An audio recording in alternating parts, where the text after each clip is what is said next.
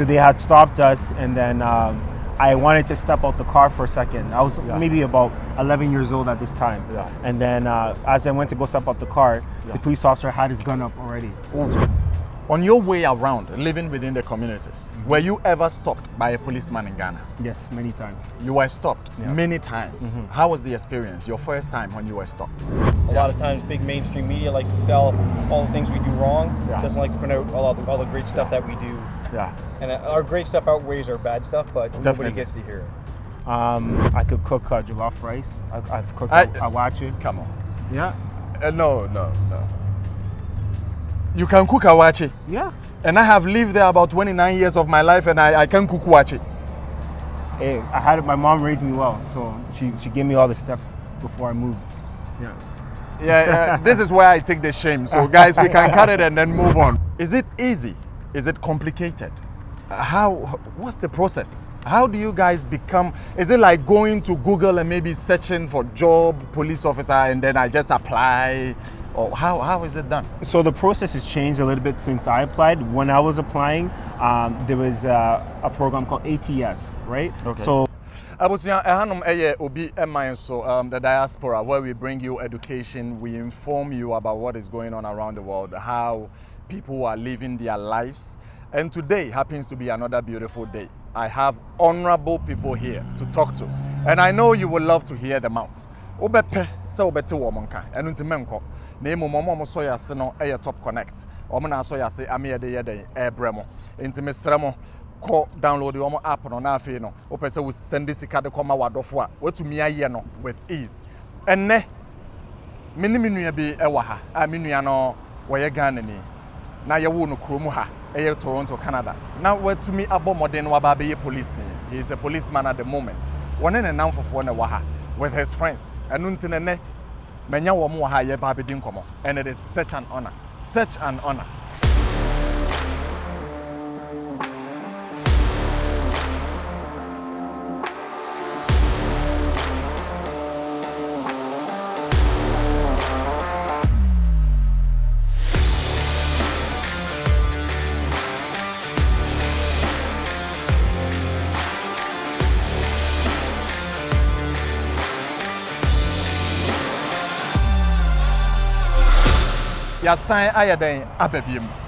Bro, how are you doing? Good. It's the same.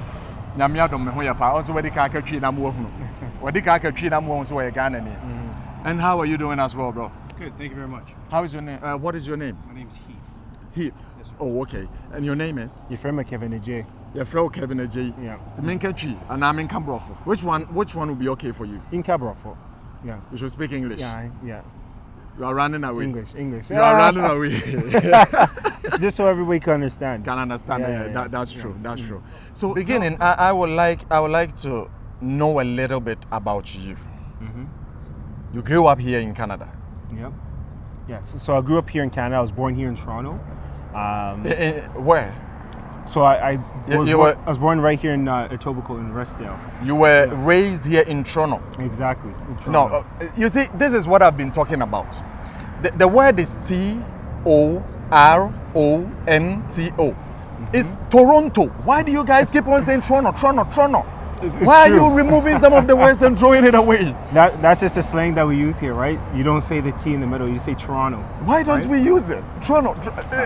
It's hard for me. That's the beauty of the English language right there. Yeah. That is the beauty. I think I'll pick that one. That is the beauty of the English language right there. I think this is the first time somebody has been able to give me an explanation. A very good explanation to this question.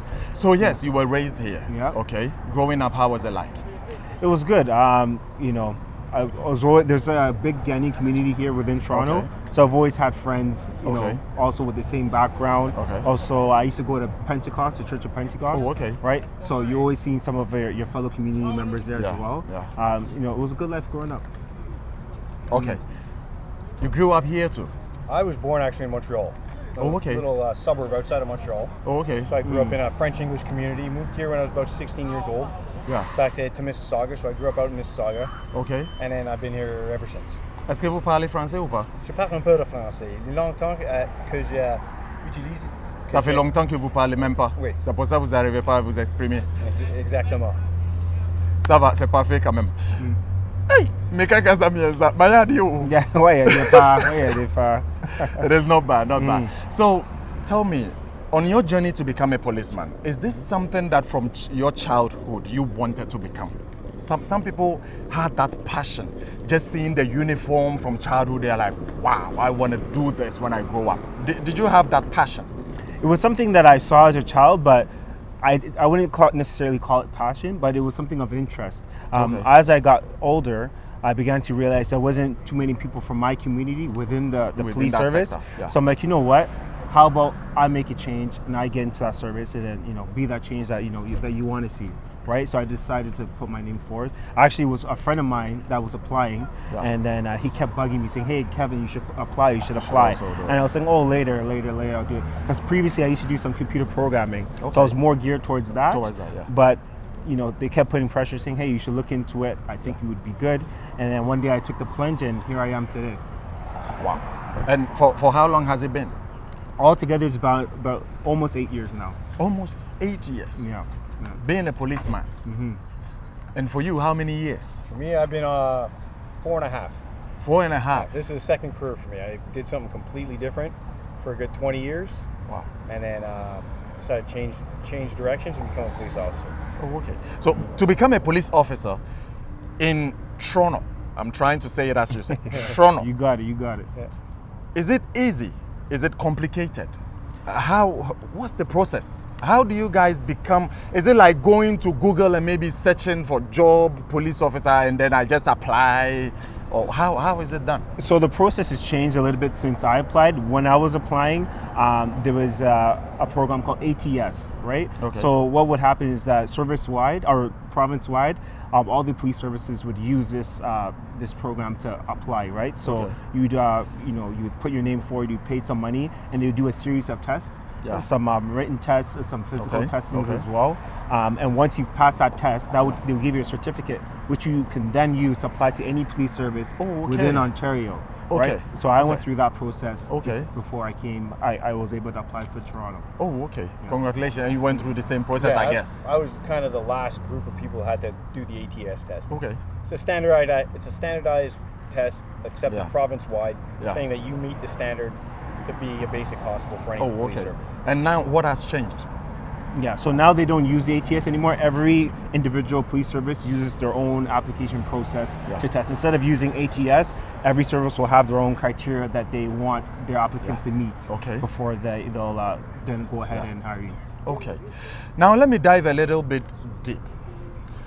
Normally, on a general, when we see policemen or we see military men or women, there is this kind of a little bit of fear. Right now, even if someone is passing in their cars, they will be like, what's going on there? I see police and what's going on there and stuff like that. Does it affect your personality in any way? Because I strongly believe that you guys are there to protect the community, to be our friends, to be with us. But it looks like there is a little bit of fear when we see police. Does it affect you in any way? Personally, I mean, it doesn't affect me personally, but I do understand, that disconnect between the community and the police. I mean, obviously, a lot of times when someone, there's a police officer driving and maybe police officers behind you, you're assuming, I might get a ticket or something like that. And I wasn't always a police officer, so I do understand it. But that's why we're in this unit here, the neighborhood community officer unit. Essentially what that is, we kind of just want to be that friendly face within the neighborhoods so that people can actually get to know the police. Because a lot of times, the only time you get to see police is when something bad is happening. Definitely. Right? Definitely. So with this gives us the ability to have the time to actually engage with the community, for them to get to know us on a first name basis. And then you don't have to have that fear because you know that we're more than just enforcing and giving people tickets or arresting people. And I think that is a brilliant idea simply for the fact that I would not even have had this opportunity to be here with you, talk to you. And from today, I know that I have police friends. 100%. I have friends that I can call, hey, my friend is in the police sector. And it's beautiful because I see you guys doing exactly what he's saying. We came to church, it's a Pentecostal church. I mean, the whole community is here. And you guys came around greeting everybody, talking to everybody, loving everyone that is around. And I think it's a very beautiful idea. What do you think? Well, see, that's the thing. There has to be more of that, and more of that has to kind of get out to the public, because unfortunately, the public only hears bad news sells. Yeah. So a lot of times, big mainstream media likes to sell all the things we do wrong. Yeah. Doesn't like to print out all the great stuff that we do. Yeah. And our great stuff outweighs our bad stuff, but nobody gets to hear it. So it helps put a face to the uniform, and then the communities can start to build that bridge, right? I think you've actually hinted on something that is very, very important.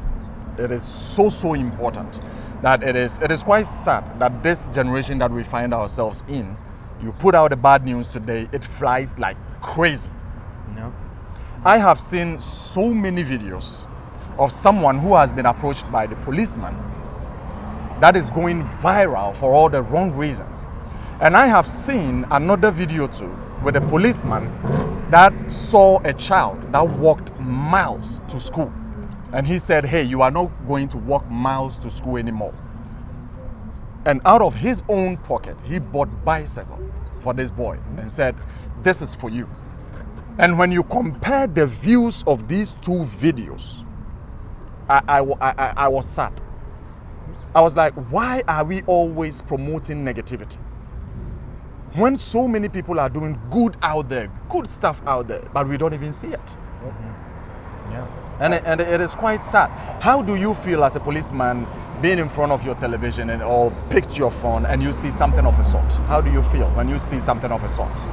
I mean, it affects our work, right? I mean, say if you go into a situation, you're dealing with someone, automatically, because of what they may have seen on TV or on social media, right? They already have that negative picture of you. So just in terms of interacting, being able to help people, sometimes you have that barrier there, right?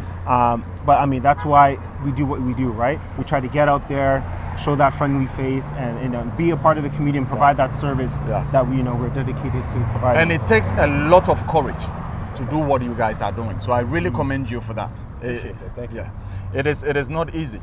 Knowing for sure that, hey, this place, if I go there, probably they ain't going to treat me right. But I'm still going to go. Because that's my work, and I'm still going to love them anyways. So I really commend you guys for the good work you are doing. Now, let me switch it up a little bit. Have you ever been home? Have you ever been to Ghana? Yes, many times. Many times, yeah, not many. just, I thought it's once. No, many times. I used to go there every summer as a child for summer school. So when are you bringing Heathen to Ghana? Anytime you want. So you let me know when you're ready to go eat some jollof rice. I'll try it out. Take you over.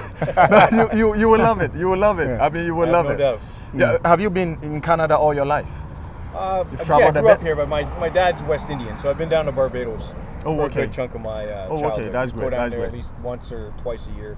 Back when my dad was working for the airline. So Okay, that's great. I would love to see you in Africa. I would love to see you there as well. Since he's been going frequently, I think he might probably sponsor you. Okay, now let's dive in and go home a little bit. Okay. How do you find it back home? Is it beautiful there? How is life over there like? The cultural experiences. How does it feel to? I mean, being raised here, you were born here, and let's pick it this way: the first time you went home to Ghana, how was it like? Well, it was eye-opening because especially being here in Canada where it's so multicultural, and then you go to Ghana and you see so many of your own people, you're like, wow, like it was definitely culture shock, but very beautiful, very beautiful.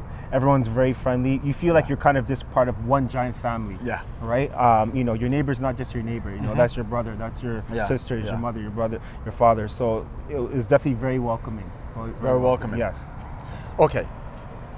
On your way around, living within the communities, were you ever stopped by a policeman in Ghana? Yes, many times. You were stopped many times. How was the experience, your first time when you were stopped?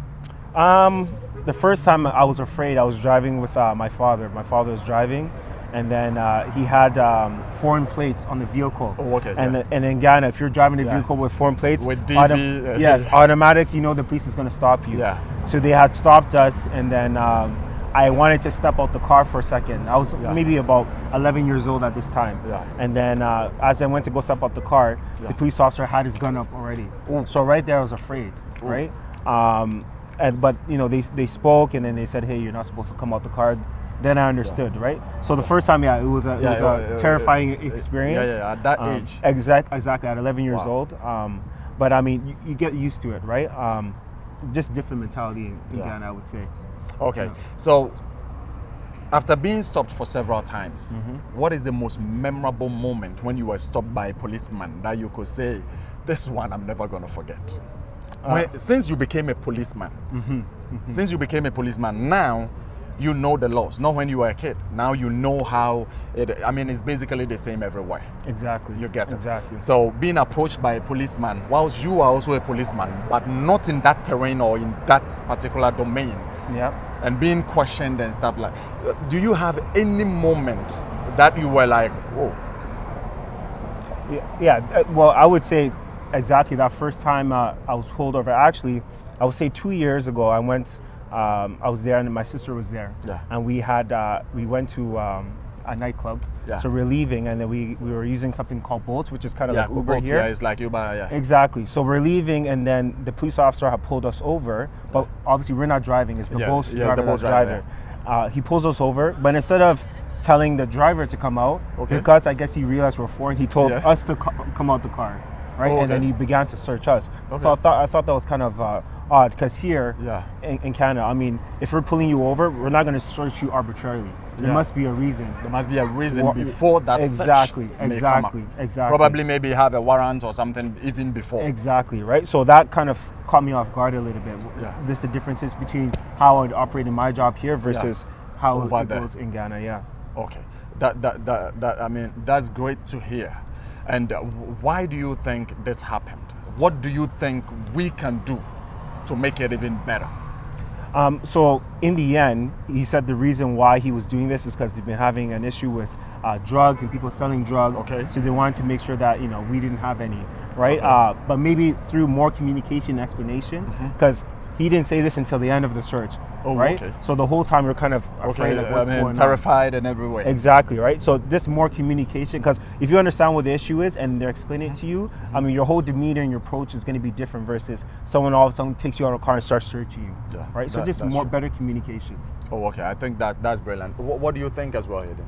Well, I can't speak for being in Ghana. Just the situation that he has explained in that position. Sure. There was definitely some more communication should be involved, and say, hey, this is why we're taking you out. We've had this issue with drugs. We just want to make sure there's no drugs on you. And let people, and maybe even have a way to inform anybody new to the country that this is what happens sometimes with police, and this is how we work, right? So at least that this is what we're doing. Like there's no big surprises. Right? It makes it easier. It makes it easier. Exactly. Your favorite food in Ghana? For me, I would have to say mutuo rice balls. Mutuo? Yeah, mutuo. Rice balls? Yeah. With nkatenkwan and asa benkwan? There be nkatenkwan for sure. Nkatenkwan. Yeah. So peanut soup. And then jollof, of course, is jollof is always good. Yeah. Ghanaian jollof is the best in the world. Of course. When are you going to let Hayden have a taste? Anytime he's ready, you let me know. I'll give it a shot. Yeah. Willing to try anything. Yeah. Okay. Rice balls sound tasty. It's good. Trust me, it's good. That's true. Yeah. Hayden, what's your favorite food? My favorite food? That's a tough one. I lean really towards like Vietnamese culture. Cuisine. Yeah. Like I like their soups. I like their rice and their grilled beef and stuff like that. Okay. Do you know how to cook? I know how to cook. Yeah. I'm talking about the Ghanaian dish. Yeah, I could cook some. What can you cook? I could cook jollof rice. I've cooked awache. Come on. Yeah. No. You can cook awache. Yeah. And I have lived there about 29 years of my life, and I can cook awache. Hey, my mom raised me well, so she gave me all the steps before I moved. Yeah, this is where I take the shame. So guys, we can cut it and then move on. But I'm just glad you gave me this opportunity, and I am really happy. Let's have the opportunity, man. Thank you very much. Thank you very much. Such a great opportunity. Do you have any friends or anybody you want to greet? I just want to say hi to to everyone watching this. We're from 23 Division, right? So if you ever see us driving on the streets, feel free to say hi. Beautiful. Then do you have something? Perfect. You touched all the points there. So touched all the points. Okay. Abusia Medamasi Bebre, this is it. I know you've learned a lot from this. I don't have to talk again. You've learned a lot from this. Nyame inshira o so obeka me ho. Eha, maka tro me so omo so yase no, e top connect. Into no then download their app, and then if you want to send any money to your brother or to your sister in Africa to support them, it is the easiest way to do it. 1 minute they have it back home. Do not give it to somebody, it becomes trouble. Do it the easiest way. 0 charges. You send it to them, you are free to go. God bless you for watching. Now, you know, kindly subscribe. Hey, you are still watching me and you are not subscribing. After watching all this, can you arrest them for me? Don't worry, I got you. Share. Oh. Thank you. All right. Thank you. I'm glad. You guys have Okay. helped me.